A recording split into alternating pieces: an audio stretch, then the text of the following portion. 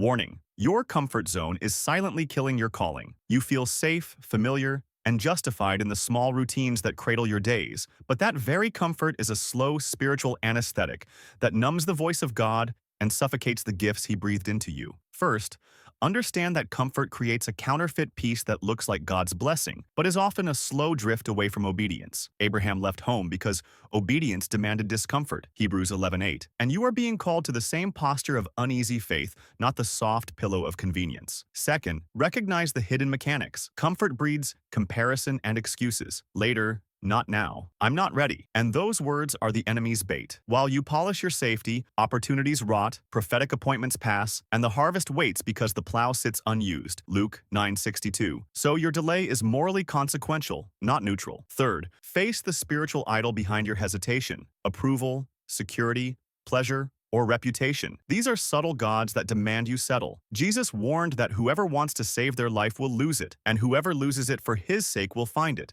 which flips the currency of your choices. Matthew 16:25. Fourth, consider the practical pattern. When you stay where you are, you stop stretching. Your prayer life gets smaller, your risk tolerance shrinks, and your influence contracts into a safe circle. God's assignments almost always require expansion, more faith, more stepping out, more visible vulnerability, and Scripture promises that God works all things for those who love Him. But that promise does not remove the requirement to move into the arena where He can work. Romans 8:28. Fifth, watch the spiritual half-life of comfort. It slowly erodes conviction so you rationalize compromises, less time in the Word, fewer sacrificial acts, a quieter conscience, until your calling becomes a memory and your ministry a pastime. James says to him, "Who knows to do good and does not do it, it is sin," which reframes inaction as culpable. These insights are not abstract. They map to real indicators you can test. If your prayer is predictable, if you avoid new responsibilities, if criticism is your primary emotional trigger, if you measure success by comfort instead of obedience, then the warning light is flashing. Act like someone who believes the resurrection is real. Risk and disruption are signs of life, not punishment, and history's heroes moved into danger because God's promise required it. Think of Esther stepping before the king, Moses leaving palace comfort, or the apostles abandoning livelihoods to preach a scandalous gospel. Hebrews 11 carries that theme through. Replace paralysis with strategic discomfort.